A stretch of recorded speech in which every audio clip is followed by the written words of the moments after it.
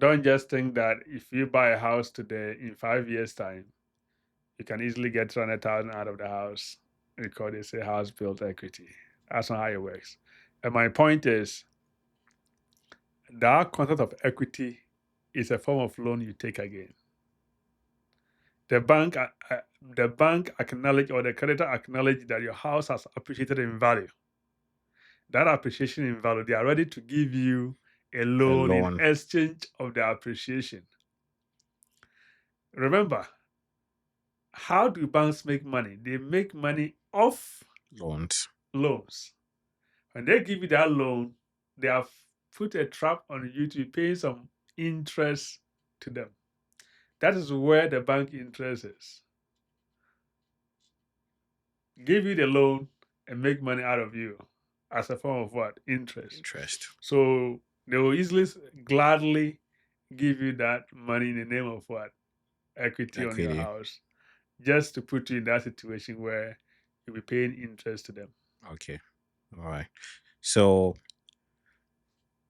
let's say somebody now is financially prepared already to purchase a home. Let's say they have the resources available to purchase a home right now.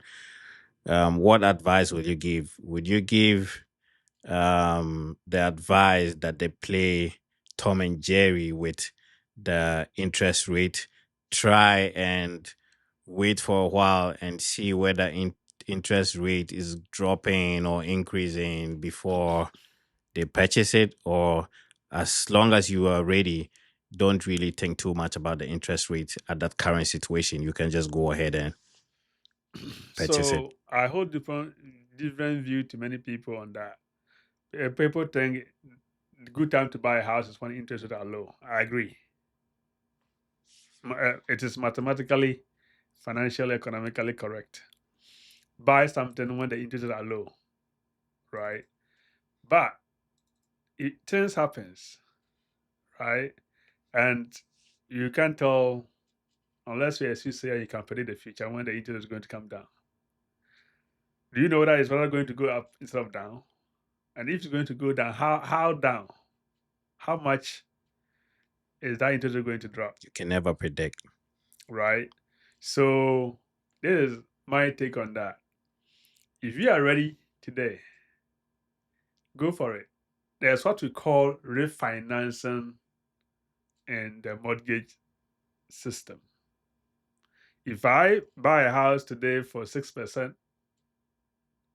interest, and 2 years later, interest rate drop to 2%, I'll have a lender who is ready to pay off my outstanding balance and becomes my new lender that I pay my mortgage premium to. So I can still enjoy that drop in rate if it does so what happens. So I wouldn't wait for 2 years, 5 years in the name of waiting for interest rate to come down. Sometimes you never know. Things happens and before you know, life events have changed. Maybe you have to relocate, you have to spend the money on something else, and even your dream or hope to buy the house becomes a mirage to you.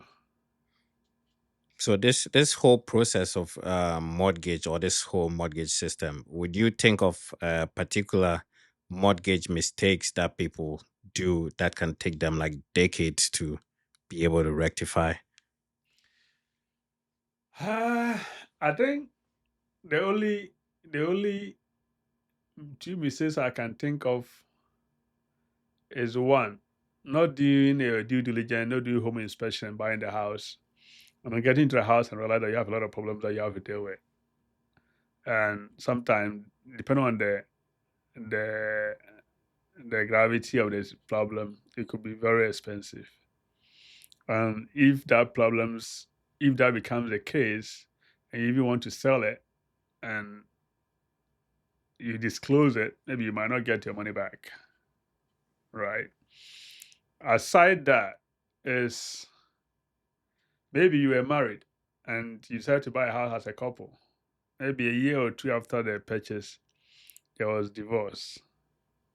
or break up, and for some reason you choose to keep the property, maybe pay your partner off, for whatever reason, thinking you can take care of it by yourself, and then reality hit hard, and it turns out that you cannot afford, and then maybe there's a foreclosure. It's something you leave to regret in a lifetime. Because foreclosure means you are forced to sell the house, not under your wish, but either by court order or by your lender's request, because you are unable to meet the payment obligations.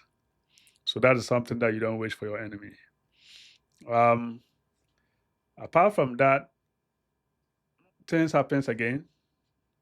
Maybe you lose your job, you got into an accident, you got disabled, you got sick. Things happens, and you're unable to keep up with the payment, and you are evicted from the property, and the property is foreclosed.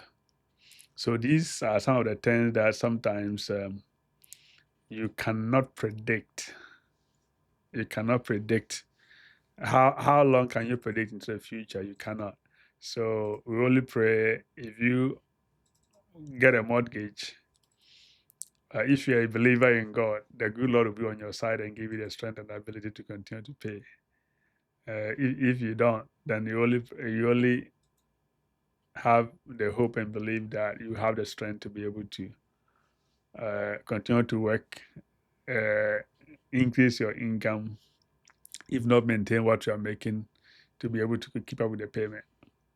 The good side about mortgage is that when you start, so for instance, if you have a mortgage and you are paying like 2005 from the beginning, today it might be money. You might be struggling to pay that money. But 10 years from now, maybe 2005 will not be the 2005 today. The value might have depreciated. Yes. So maybe by that time, you'll be making more, 2-3 times what you are making today. So paying that amount will be more or less insignificant or less of a burden to you than it is today. And on the other side of people who compare renting to buying a mortgage, the 10 years time, the one who was paying maybe 1,002 today might now be paying 2,005 or more. So that is when you start to appreciate the value of owning a home. Because one thing about mortgage is the premium is set from the day one. You pay that amount, it doesn't matter interest rate and economic stuff and all that stuff. It's a fixed amount you pay throughout the policy. The mortgage and the